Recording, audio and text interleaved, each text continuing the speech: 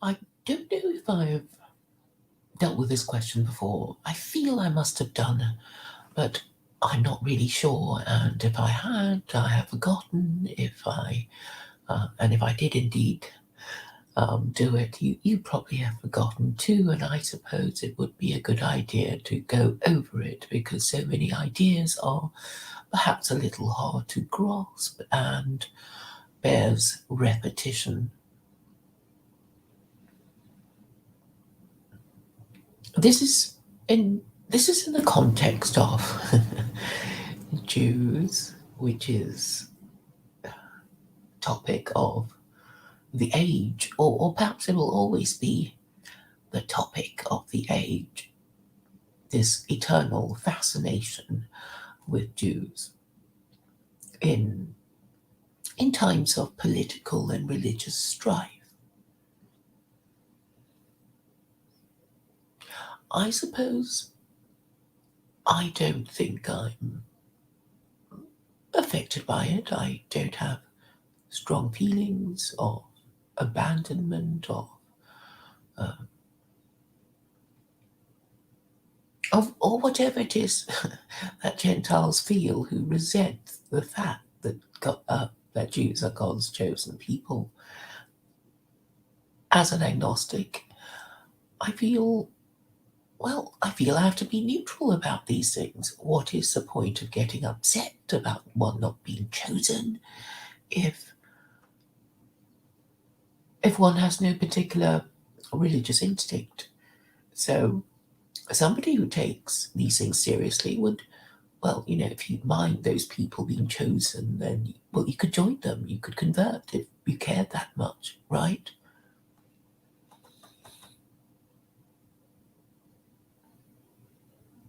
But the impression I get is that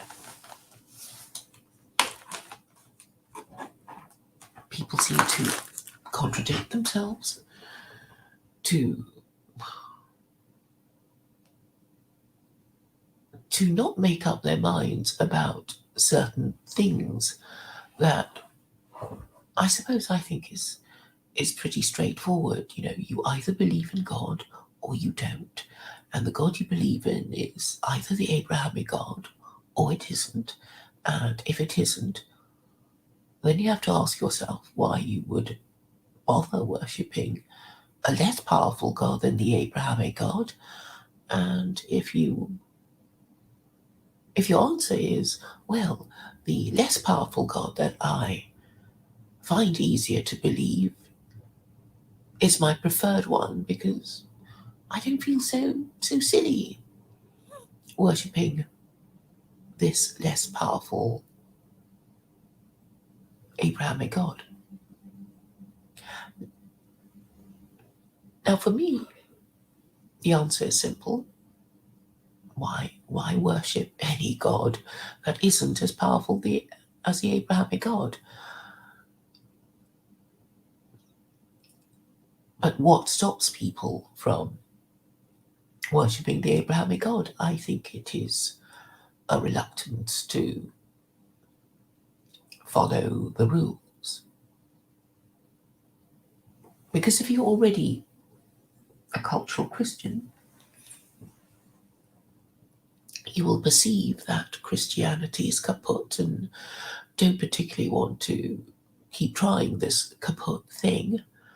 And you will probably be an anti-Semite if you come from a Christian background, and you will also be an Islamophobe. So this is an affliction that I think Westerners are more likely to face. Somebody more neutral about these things would, I think, come to the obvious conclusion or not be bothered enough about it to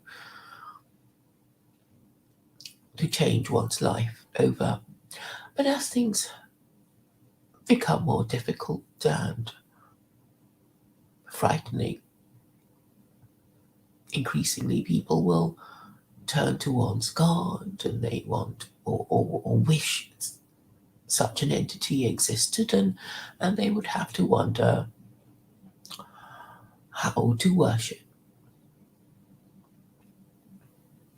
Because the whole purpose of worshipping God is to get stuff, right? You want your prayers answered, you want your life protected and those of your loved ones. You well, that's the only reason to adopt a religion.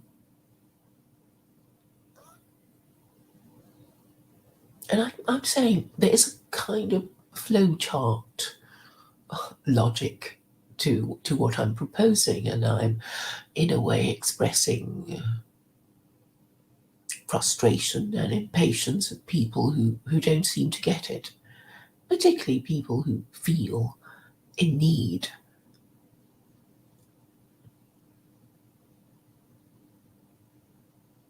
In need of worshipping something that's as a protector, as an entity capable of giving identity and uniqueness to the group that we belong to or think we belong to. So our identities, our names,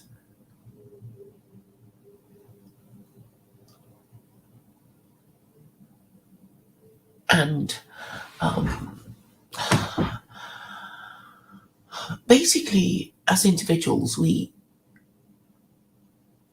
want to attach ourselves to groups because this is how we get our protection. We don't want to be orphans. That's the worst thing to be. So it begins with a family, and obviously having two parents is better than only having one. And then I suppose location, class, occupation, nationality, and all the other things fall to be considered. And these are the badges of our identity that make us identifiable and well, we hope unique.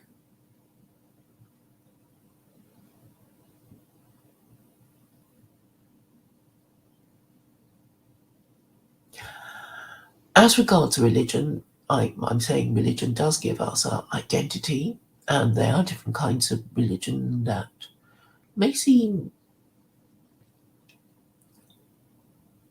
well, boring or exotic or fall under some kind of perception. And I think many of these considerations are irrelevant when I think we should just focus on what is the best religion, not for ourselves, because most of the time we don't really know what we want, other than, well, as far as I'm concerned, the desire to make a rational decision. Because if I think I've made a rational decision, then I think, oh, I'll probably be okay. But if I suspect that I'm not doing something right and am suffering from some underlying neurosis, or you have things that you haven't quite decided yet, and the in tray is looking a bit cluttered, full.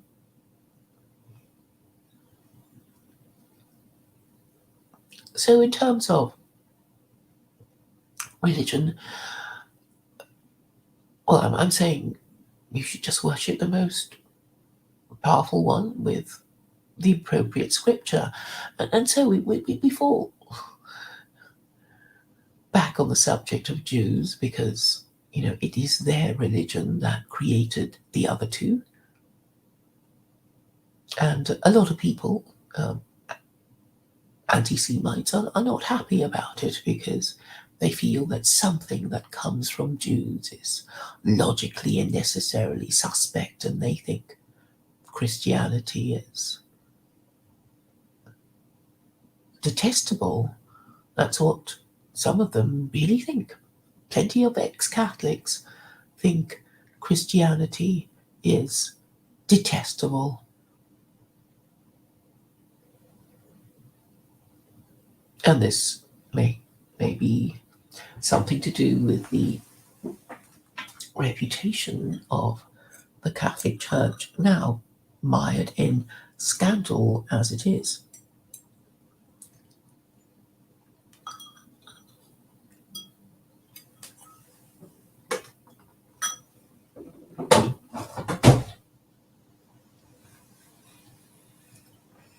So if the religion that we're attached to is not going well, then we ourselves as individuals suffer a loss of status.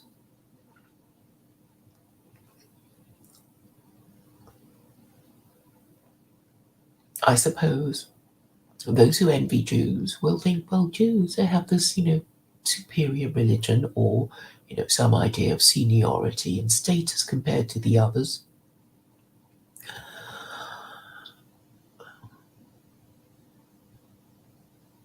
And I suppose these feelings come from a position of envy. I'm not prone to envying people. I find that I think I'm better able to make more detached decisions.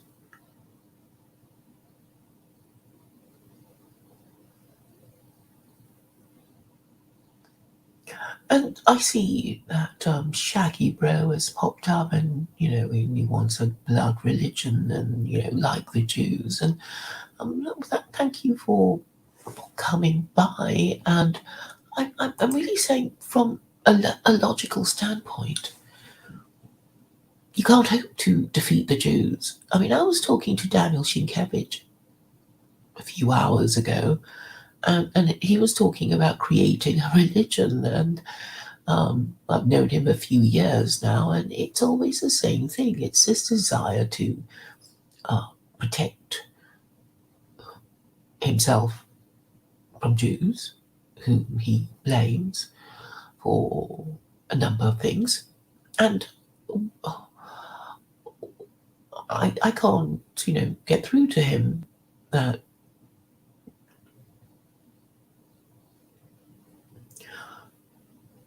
they do have a peculiarly successful religion. Because all things being equal, being, the smaller group and persecuted and, without a homeland for 2,000 years, all things being equal, they would have been extinct by now. But they're not. Still going strong, or just being annoyingly in existence and doing well, and this rouses the Gentile into paroxysms of envy and fury.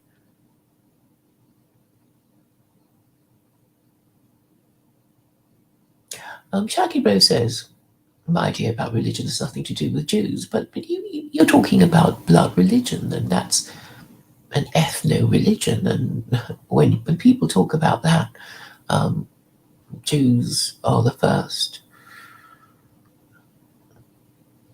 example they can think of. So I don't see how you can escape that. And also, they are, I suppose, the religion that is responsible for the two others that are most known as the Abrahamic faith. So I don't understand why you say that as if it were nothing to do. I mean, Judaism is a blood religion, isn't it? Because Jews get their identity through who their mother is. And you talk about,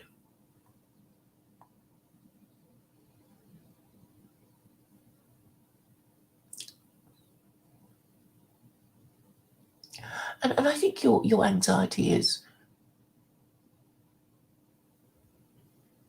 misplaced, in that you you you think that only a new religion that you specially create now will save you. And I'm saying no. You won't have time to create a religion that will be accepted by the rest of your people. I mean, the very idea is crazy. I mean, that's why, for all the scriptures you think of, it has to come from, a divine source, like, oh, Torah handed to Moses by God, Quran revealed through Muhammad, which is the directly revealed word of God. So the idea of hierarchy and status is always present, and if you think that if you at the bottom, being labeled white supremacists and domestic terrorists, if you think you're going to just cook up a religion and have it acknowledged and accepted and adopted, I think that might be a forlorn hope, because all these things logically and necessarily have to come from above. I can't think of any religion that comes from, well, that doesn't come from, the higher social classes. Perhaps you can think of some, but I can't.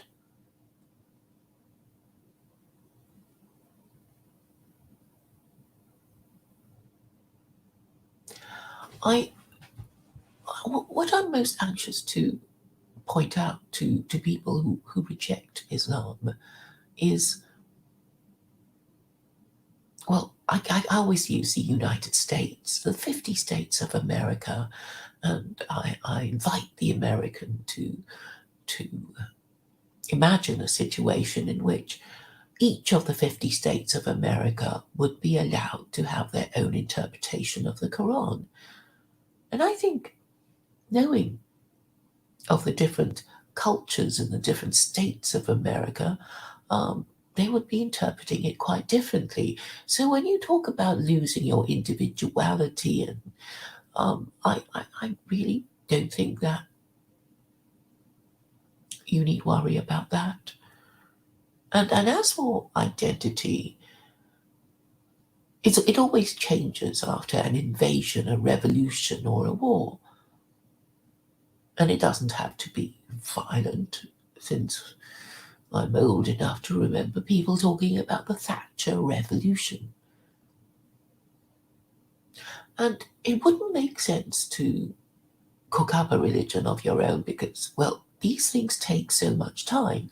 And I think those who are thinking of creating a new religion should realize that it took Christianity 300 years to get itself adopted by the Roman Empire, by the Roman Emperor.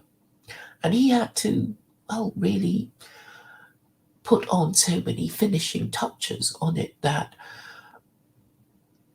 I think most people would be driven to think, as I am, that if Islam had been available to Constantine the Great, he would have chosen that rather than Christianity, which needed so much preparation to make it fitting to be the Roman imperial religion.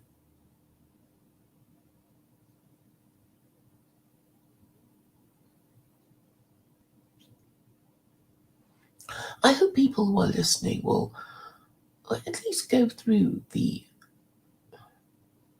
motions of reading the Quran. And I find it frustrating to, that I keep seeing Americans and I'm saying, please read George Washington's farewell speech, and perhaps we can talk about it. And, it seems to be hopeless. They can't do it. I asked them months ago, and there was this dream I had, and it wasn't done months ago.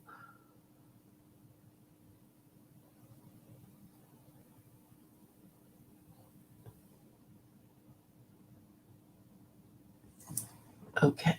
Oh, I like this question by Shaggy Bro.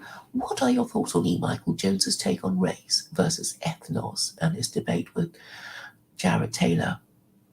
Jones argues that the choice of the West is either Christ or Hitler. Look, I'm grateful to E. Michael Jones, who was the first celebrity guest on my channel, and I got 2 interviews from him, so I don't know if you've seen it or not. But E. Michael Jones is a Catholic, and I just don't see how he's going to get Americans embracing Catholicism. I mean, it seems to me, okay, I know you think, Islam is, is even less likely, but there are, well, I think, if Americans change their religion, it's not going to be Catholicism, is it? It's going to be Islam if it changes its religion. And anyway, you don't have a religion. And anyway, I think America was in any case founded on Islamic principles because of the First Amendment, which I think is based on chapter 2, verse 256 of the Quran, which says,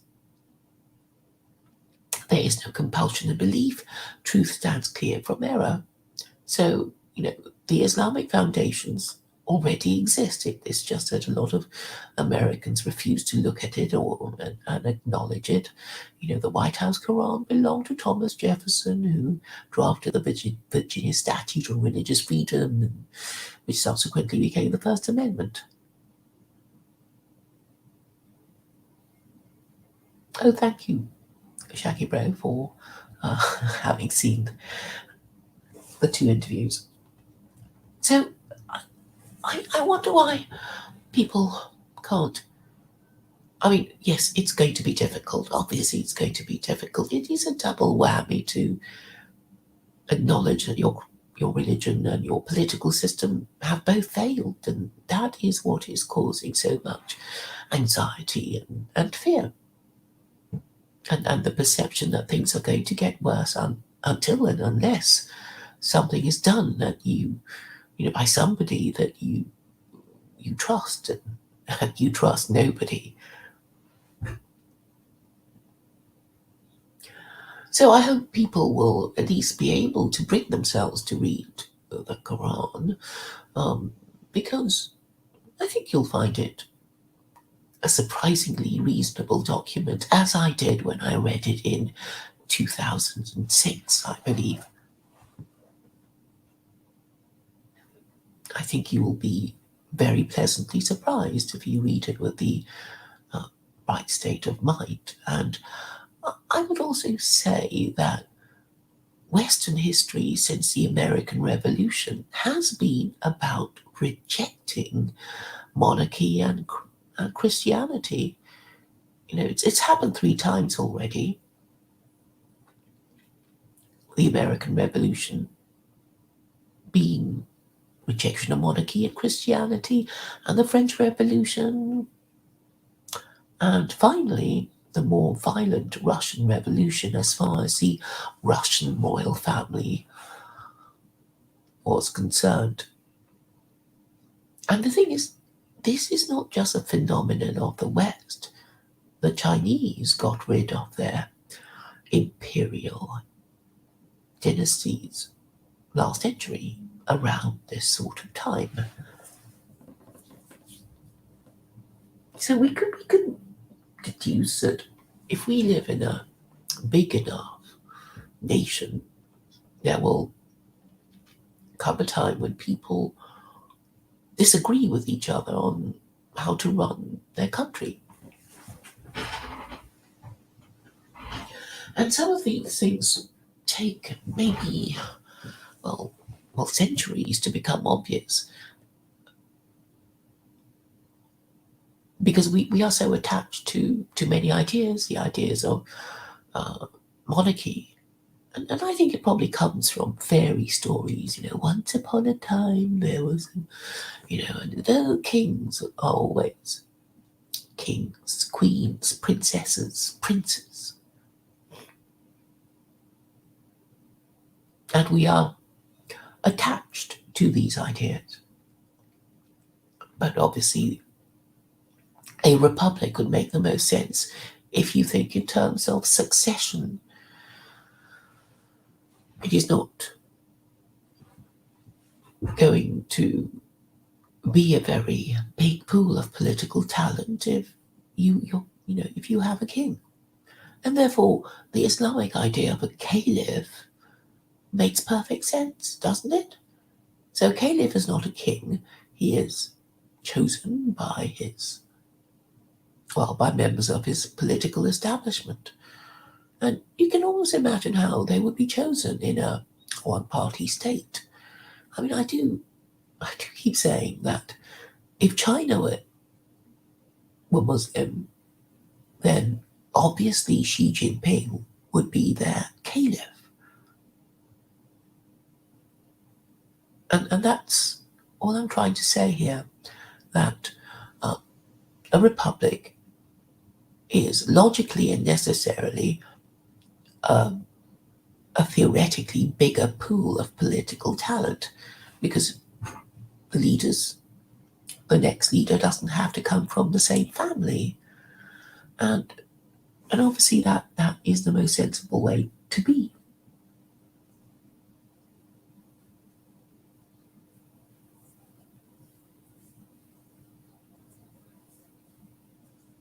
So what do we do with our defunct royal families? I used to be very attached to the monarchy, I mean, I'm not proposing doing anything drastic. And obviously Britain has been a constitutional monarchy, but I reflect on the irony that, when once upon a time a Christian monarch would basically demand that his subjects have the same religion as him, and now he has sunk into such a low state that he doesn't even have freedom of belief. And this is exactly the position of the successor to the British throne. Imagine if Charles said, well, I've had enough of the Church of England, I'm going to become Muslim. He would lose his place in the royal succession. Now, you might not care, but there's a principle at stake here, isn't there? That, something about freedom of belief and the free West and being able to choose a religion without suffering some sanction, some punishment, some deprivation. And so if Charles were deprived of his rightful place on the British throne, it would be because really the whole idea is that he has to be an Anglican or he cannot inherit the throne. And coupled with this is that nobody I really think Christians are extinct. I mean, real Christians who believe that Jesus is God and all that sort of thing. As far as being a cultural Christian, I am myself a cultural Christian.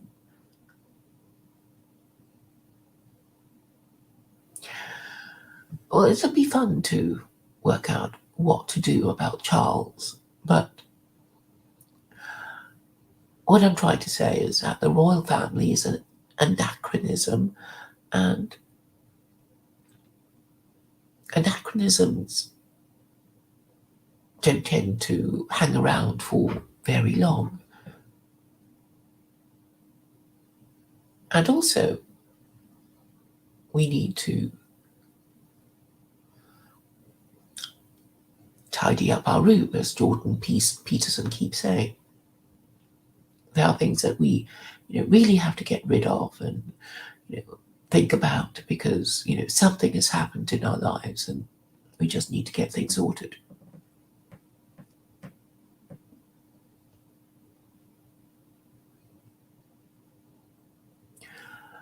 But why I talk about the monarchy and divinity is that I am talking about hierarchy, And obviously, God is about the emperor, the king. But if you're theologically inclined and you want to make some sort of appeal to the Abrahamic God, then Jews are the intercessors, are they not? It's all in there. Scripture, Israel being a kingdom of priests, and Gentiles having to get these priests to do their thing,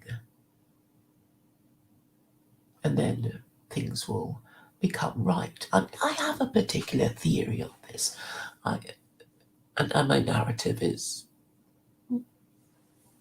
well, it has been oft repeated, but I'll have to go through it again, which is that for the whole world to change its religion, or for the entire West to change its religion, and it is the entire West that is failing because it's all using the same form of government and it's suffering from the same kind of moral and social diseases. You might as well all change at the same time and obviously make the correct choice. And I'm saying, it's there's only one other religion that is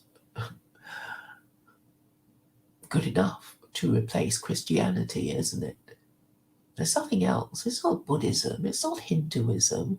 It's not Judaism because that's just for Jews, and they, and Jews themselves are not up to being Jews. So there's only one. It's really so simple. And there you go. You've got this one thing, and I know you're avoiding it, so you want to create your own religion. And I've recently seen a few attempts, like Ben Classen's Church of Creativity.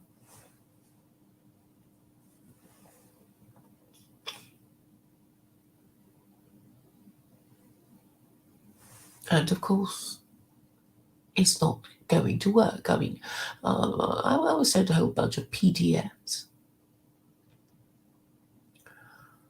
and it's not going to work because there won't be enough people to join it, and the people who want to join it are not going to be able to convince others that they are high status, because status is a big part of our identity, and class is about status. And so, there is nothing suitable at all other than your choice. And the only reason why you refuse to avail yourselves of these choices because you have preconceived notions of what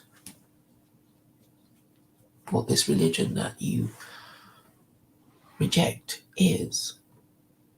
It was Nietzsche who said that interpretation is not a function of truth, but that of power. And for every law, it's possible to interpret it in two different ways. There are many rules of interpretation. My memory tells me that there's the golden rule, I can't remember now, the golden rule, which is the sensible rule, and then you have the literal rule, and these different rules are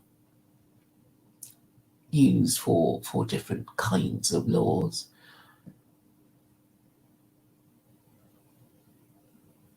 And so, even within the same tradition, within the same religion, you'll have people arguing about how to interpret a particular rule. So, I really don't think it's going to take away your identity, because different people will have different ideas of interpreting the same verse.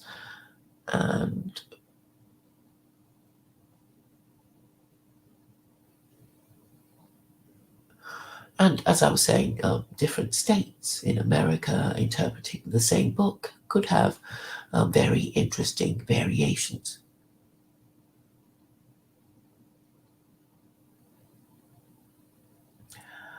Well, Shaggy Bro, you're saying, why do you say Islam is intrinsically foreign to the West, when you must already know that what is called the Judeo-Christian heritage of the West, comes from the same part of the world? So it's just, you've taken the first two steps, take the third step.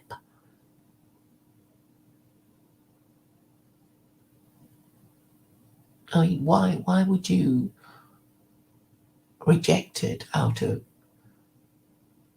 well, rejectionism, really? Because it's not like you have anything better uh, or more likely to succeed.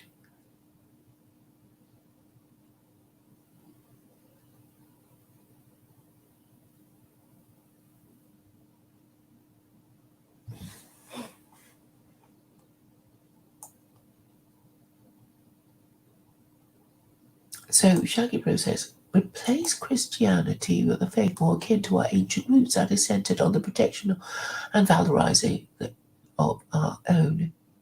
It need not be adversarial to any other people. Well, I mean, the trouble with religion is that people want it to be ancient.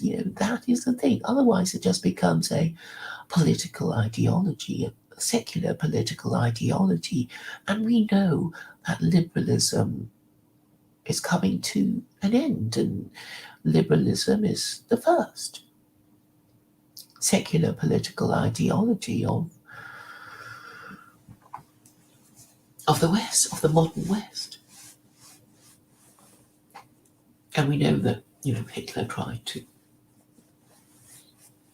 make it work with Nazism after he saw the Russians trying to make it work with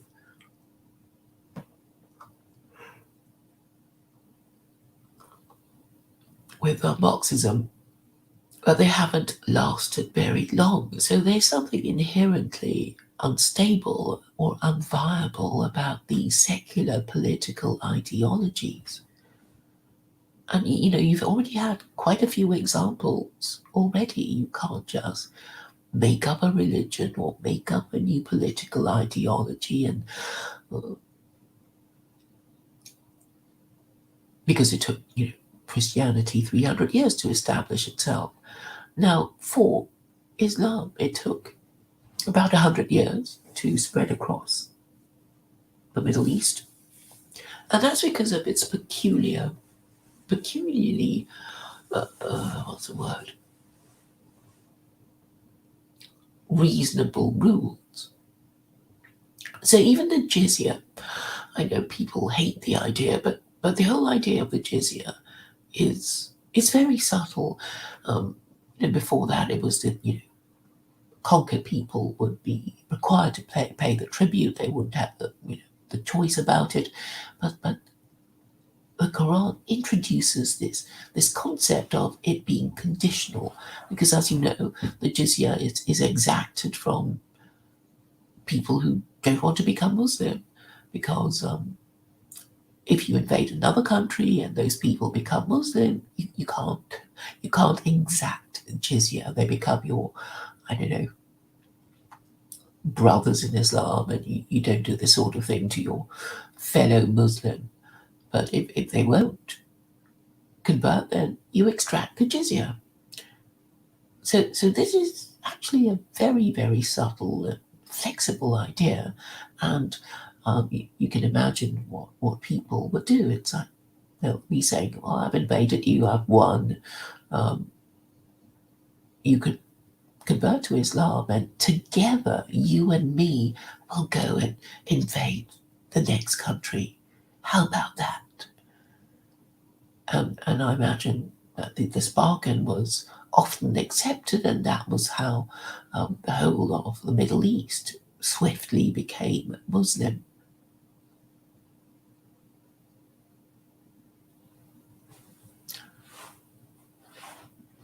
And, well, what's wrong with that? It's the rule of law. It will give us more of a rule of law than a West nominally under Christianity.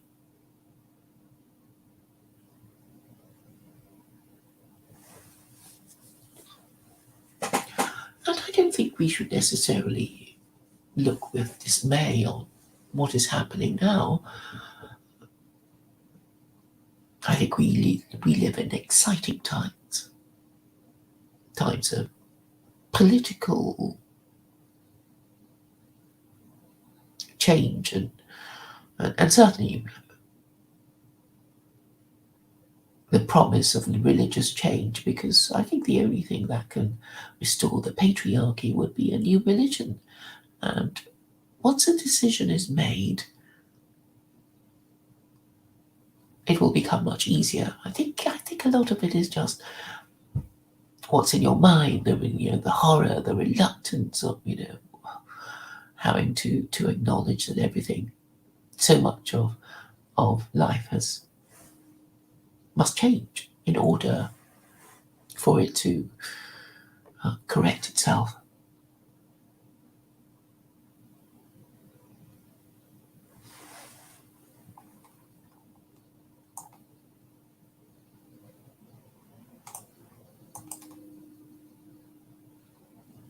Spiritual cuckoldry. Well, I don't think you quite understand the whole concept of religion. It's all about humility before God. That is really the essence of it. I mean, I think that the correct approach must be, well, if we're wrong, then we have to be corrected, and we will allow ourselves to be corrected. And I don't see how we can lose our identity just for acknowledging that something is no longer working that we wished was working or thought was working. I don't think you can have read the Quran, because if you had read it, you'd see that it's quite a reasonable document, and if you compared it to Christianity, the New Testament, you'll. I don't see how you can fail to notice a difference in the construction of the Quran and the randomness of the New Testament. And if you haven't seen a documentary called Caesar's Messiah, I highly recommend it. I'm not saying I believe all its claims, but a lot of the ideas will be of interest to anybody trying to create a religion. So I think for that reason alone, because I see that Shaggy Bro is trying to create a new religion, Caesar's Messiah should be of interest to you. I see you're still resisting the idea that Islam is a universal faith, and it's not confined to the Middle East. It's in the Far East, Indonesia, Persia, Iran. Is that, strictly speaking, I suppose it's Middle East, I suppose, but Malaysia, and now that, probably the whole, eventually, West, I think when it regains its senses, will become Muslim, because I can't see what else it's going to choose. Yes, I know you want us to go, but the thing is, you won't be able to do anything if you don't restore the patriarchy. So I think people need to distinguish between wish list politics and and roadmap politics. I think a lot of people would like to do an awful lot of things, but they won't be able to get themselves into a position to do so. And it always begins with having to persuade people, and the only way of persuading people is to bargain with them and be able to say, well, if you do this or that for me, then you'll get, whatever it is you want from me.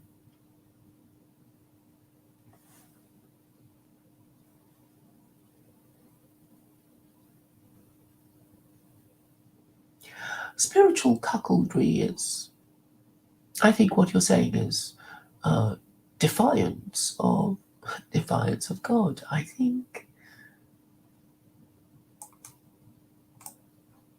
because logically, if you're going to worship a God, you would have to choose the most powerful one, and you seem to think that you can find something better than the Abrahamic God. I I'm not quite sure why you think you can, or that you have the power to persuade people who also reject Islam that your way will be better, because I'm sure even amongst pagans they will be squabbling, won't they, about which pagan deity to worship.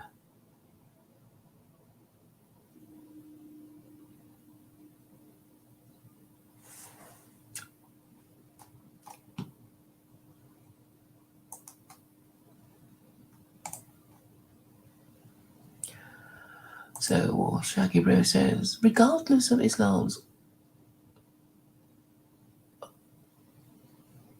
you see, this thing about not natural for our spirit and soul, it's the same Abrahamic God, isn't it? That Jews and Gentiles worship.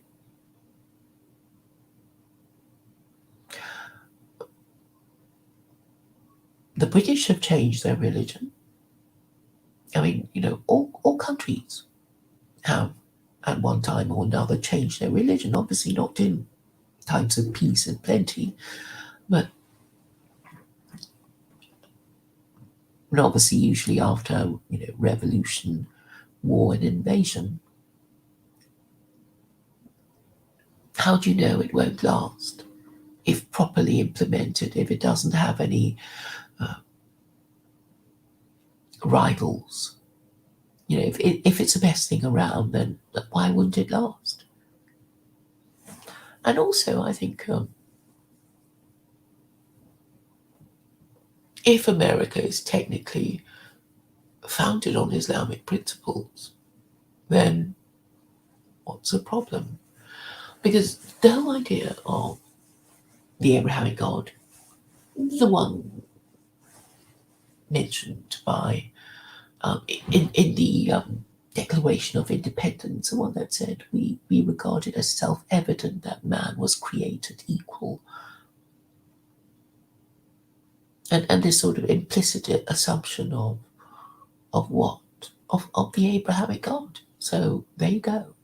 It's already in the Constitution. It's assumed.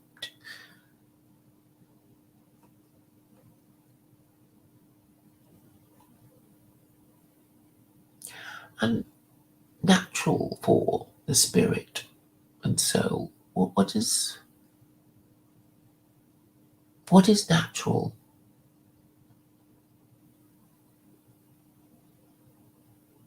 I don't think you can define what is natural for the American spirit and soul, because since it's not just me disagreeing, but I think if you were to ask a fellow American what he thinks is natural for his spirit and his soul, it will be different to other Americans. These words are too vague.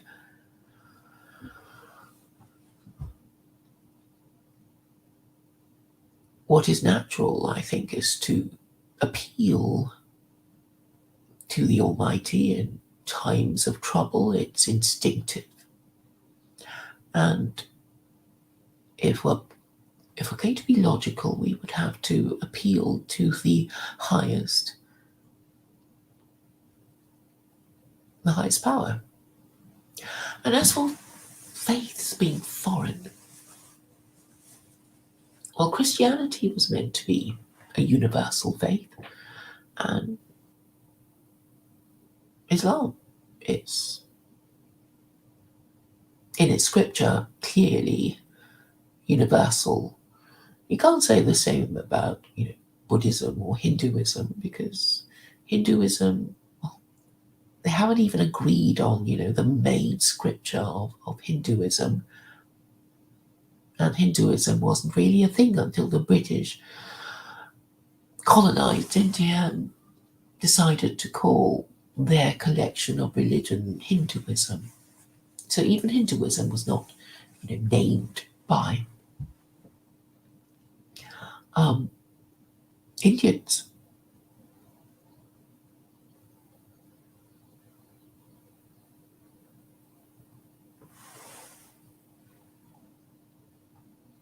Can Putin force Russians to convert to Islam? Why would he do that? And anyway, it's against the rules of Islam.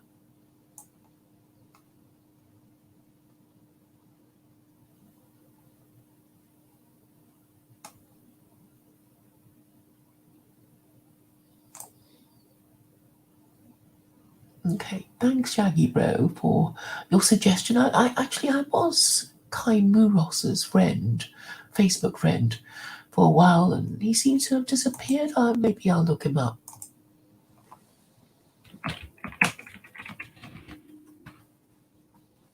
I remember reaching out to him, but he didn't seem very interested in talking to me. But that was my last Facebook account.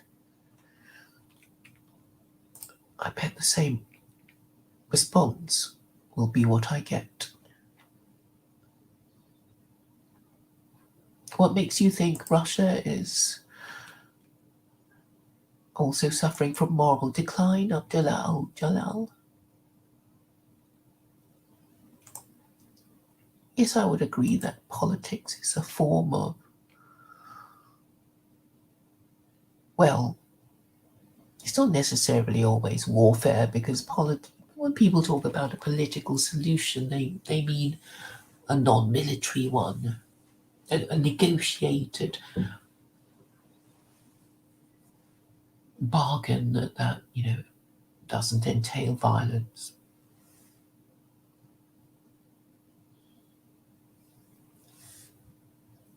So, let me see if I spoke about my intended subject. I wanted all over the place and didn't even talk about whether the Abrahamic God prefers Jews to Gentiles. And I'm saying the way Jews carry on, they would think so. You would think so, but I don't.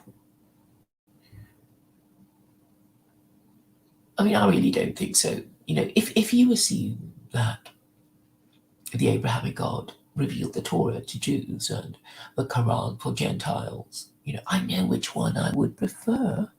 The one that doesn't have 36 capital offenses.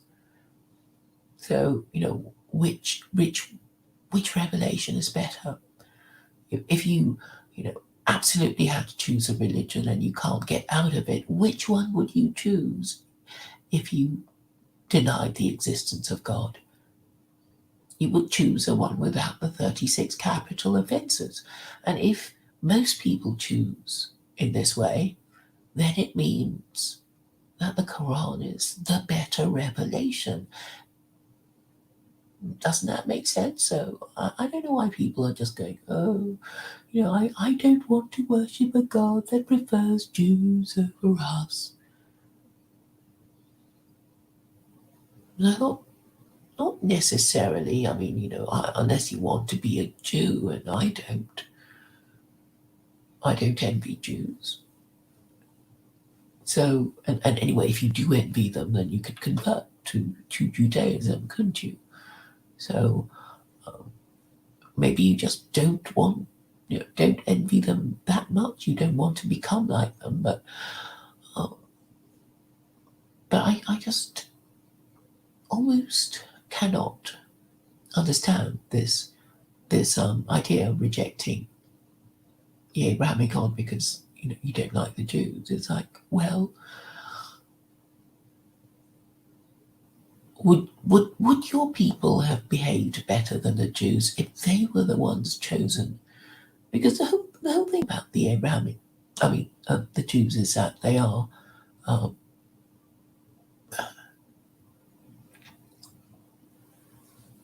they are a microcosm of the sin of humanity as a whole. So if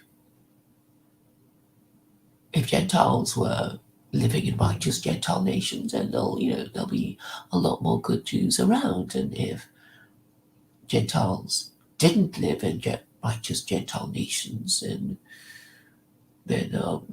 you'd expect both Jews and Gentiles to be corrupt. So I do think both influence each other and are meant to police each other's behavior. So I really don't think that being chosen confers anything, well, anything that I would want anyway.